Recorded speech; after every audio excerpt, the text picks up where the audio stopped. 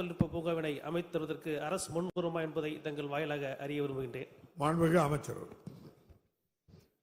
பேரவைத்தாளர்களே, இந்த கூட்டத்தொடரிலேயே இந்த அவையில் நான் என்னுடைய துறையில் இருக்கிற சிக்கல்களை கூறியிருக்கிறேன். நிதியும் மிகவும் குறைவாக ஒதுக்கப்படுகிறது.